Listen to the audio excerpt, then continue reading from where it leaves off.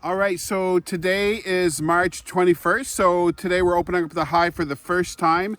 And really what we're checking for this early in the spring is to find out, do they have enough food to kind of make it until things start to bloom really well, that nectar starts to flow, and they got the food that they need. So we're gonna take a peek and look and see. So we're gonna open this up.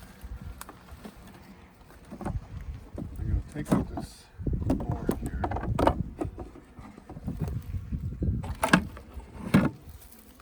And so we can see some of the comb, there's still a little bit of honey left. That's where the honey would be, but these are all empty here.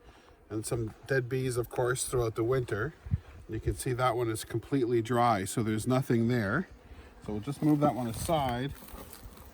We'll just start looking. So here they do still have some honey here, which is great. None there. And then this bar you can see is really full of sugar. So because it was such a dry summer and they didn't have a lot of stores going into the winter, what we did is we took a bar like this and we just dampened the sugar a little bit and just shoved it in the hole. So this would have been an empty bar. There would have been no honey, no brood, nothing in there. And we just packed it with sugar to give them extra food for the winter. So that's what this is. So they haven't touched that yet. So they still have food in there, which is great. We're just gonna keep looking. So we're getting closer. And there's more sugar. More there as well. So they have some good stores in there, which is good. Now today, the temperature is about plus 13 today, which is a great day. So typically bees will stay in a cluster if it's below 10 degrees. So knowing that today is kind of one of their first warm days, they're out and about. And what was really interesting is that even though things don't seem to be in bloom, we've found bees that have pollen on their back pouches, so on their back hind legs. So we're hoping we're going to be able to spot some of that. So that's pretty neat that we've already seen that. And again, when you look around, you don't see anything in bloom. There's no dandelions. The trees are just starting to bud, but they definitely are not open at all. Even like the pickers and the alders, those are not in bloom yet. So it's a bit of a mystery. Where do these bees find their pollen? However, they've found some pollen. So we'll keep looking and see what we see here.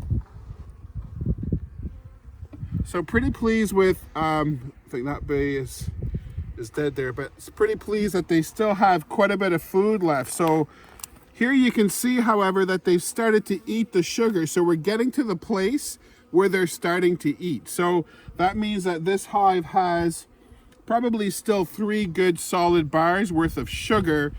Very, very little honey left. So they would have gone through the honey we would have left for them. And right now they're just really into the sugar, which is good. So we're certainly glad to see that they're eating it, because it means that if we wouldn't have placed this here, they probably wouldn't have had enough food to make it through the winter. So we're happy about that. And now we're starting to get into the active bees. We're going to see some bees here, which is great. And so we can see bees here. And they're actually eating honey. So there's a little bit of honey left on this bar right there. And you can see that they're actually eating the honey, which is good. Now, there's more bees there. And you can see this probably was all full of honey when we would have closed this hive up for the winter. And now they're, of course, they would have eaten all the honey that was here. And one kind of sign that the beekeeper can look for to see if it's actually, have they eaten from this bar? And one thing that you can see, and it's kind of like humans, when we eat, we may leave a few crumbs here and there. Well, it's the same thing for the bees. When you take a look, you can actually see crumbs left where they would have chewed the wax that capped the honey. So I don't know if we can see in here a little bit. We'll just leave it there for a bit so that it focuses there. And you might be able to see little tiny bits of crumbs. And that's really where they would have chewed that wax to get to the honey that's inside there. So bees naturally will cap the wax. So what is honey? So honey is from the nectars of the trees, from the flowers and they come and they bring it in. It's fairly liquid, and what happens is they put it in a cell, they fan it to kind of reduce it down so that they can get the get it thicker, so they get the water content out. Once it's at the right thickness that they like, they cap it with just a very thin layer of wax. And so this is what they would have chewed out to get to the honey. Now you just stay right there. I'm going to get a bee off of you that has some pollen. If it'll go on my finger, we'll be able to show it. Just don't move there. Here we go. Oh, and it flew away. All right, so that's cool. All right, so we're going to go a little deeper in. So I'm going to just take a quick look here first and see what we're looking at, because I see the queen already, which is great. Good sign. So when you see your queen, it's always nice. Let me just take another gander here. Here she is. So I'm going to just place my finger where the queen is. Now, of course, the queen for a beekeeper over time is easy to find. The queen is always longer than the other bees, and she's a little bit bigger. Her wings are shorter, however, and that's because she doesn't fly often, so she doesn't need the wing power like the other bees do. So she's right there, and she's just kind of journeying along on that bar. Now, because the queen's on there, you want to be careful. So what I'm going to do is just set it aside. I know where she is. I know that she's safe, which is great. So as I make my way through the rest of the combs, I'm not so concerned about, do I accidentally bump the queen? Do I accidentally squish her? Does she fall? Just by setting her aside is a good idea, so you know where she is, you know that she's protected, you know that she's safe. But we're going to keep going because I want to take a peek and see if we can see any egg. Now, there may not be any, but let's take a peek and see. Keep going. Now we know that in the summertime, of course, a hive could have 50, 60,000 bees in it, which is a very high population. Of course, as the fall comes, that population dwindles. So over winter, you have a much smaller population, but the queen does still lay eggs through the winter, really diminished from what it would have been, of course, during the summertime. But she does lay some eggs. So it'll be really interesting to see if we can spot any. So I'm going to take a peek and see. And the best way to find egg, which is really small, an egg looks like a very teeny tiny, almost microscopic piece of rice. So the best way for the beekeeper, of course, looking through a veil, which kind of blocks your vision a little bit, is to get the sun behind you so that the sun is shining directly inside a cell. So I'm going to turn my back to the camera and just take a peek.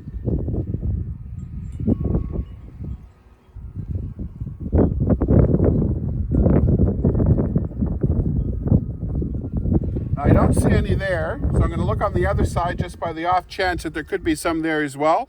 So I'm going to take a peek there too. And what I do, because you want to see, seeing the bees is nice, but what you really want to do is you want to see inside the cell. That's what you're really looking for. So there's different ways to make the bees move. You could shake them off, which you'd want to be very careful if you don't know where your queen is. You can lightly tap them and they will move. You just lightly tap them, see how they'll make that space because I've tapped them. The other thing you can do too is just gently blow on them and they'll move just a little bit out of your way. That's what I tend to do, just to make them move a little bit, and then I'll take a quick look inside. And I don't see any egg there. So I'm going to move on to the next one.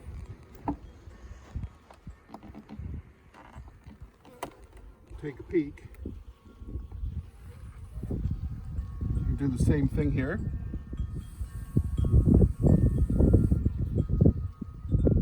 Now, what's really interesting here is that these bees have already found nectar. Now, again, on Friday, 2 days ago, we had a dumping of snow. There was huge snow. There's a few things that are starting to break ground. The crocuses, of course, have broken ground. The tulips have just started to break ground. There are no dandelions, which is typically your first flower to bloom here in Nova Scotia.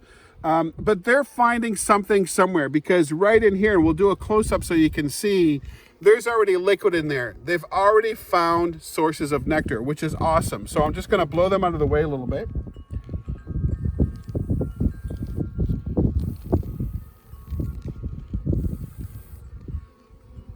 Now what you're looking for right in there where my finger is, and we'll just leave it there, see if the camera can somehow, and I'll just tilt it a little bit.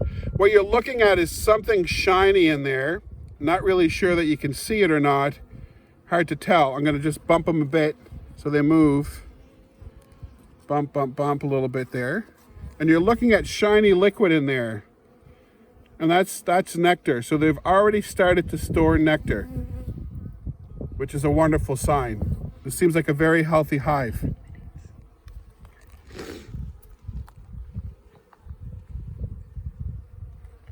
All right, just gonna turn over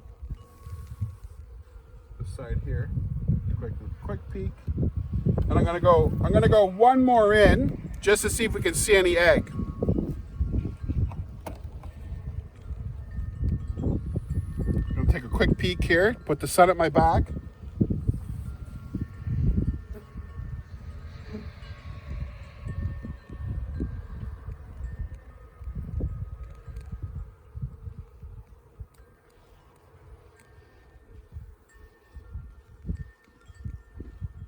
And I don't see any egg there. I'm gonna try one more.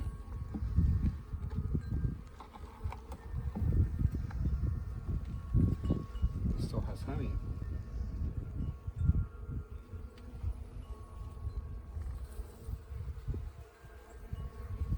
Nope, no egg there. So I'm going to take the camera for a second. So we didn't see any egg yet. So doesn't mean the queen isn't laying. Doesn't mean there's not some egg in there. I went fairly quick just to be able to, really the goal of today was to make sure they had enough food for spring. Spring can be a very tough time for bees. We often think that winter is tough for them, and it can be. We have lost some hives this past winter, but spring can be equally tough for bees. The reason being is that they're much more active. They're not huddled together for warmth. They're actually flying and they're out, and there's not a lot for them to forage. So the spring can be a really tough time for bees. So checking your hives, when it's warm enough, get in there, make sure there's enough food. If there's not, supplement. And what do we supplement with? Typically some type of sugar form. So whether it's a hardened fondant, whether it's packing some damp sugar in there, whatever it is that really you need to do to supplement that feeding is incredibly important for this time of the year, because there's nothing worse than a hive that's overwintered well, and here you are in the spring and you lose it because they don't have enough food. So you want to make sure that you can just check this time of year, get a peek in there, see what they have. And this hive looks like it's doing very well. As we close this video, I'm going to take the camera and I'm just going to show you a little bit inside the hive. What I want you to see is that there's some dead bees in here, and that's very normal in the spring. When you open up your hive for the first time in the spring, you will see some dead bees in there, because again, these are the bees that would have overwintered. They could have died in December or whatever. Again, understanding that a bee just lives about 6 weeks. The one overwinters a little bit longer, but you will see some dead bees. But I'm going to just show you a little bit inside here. We'll take a peek.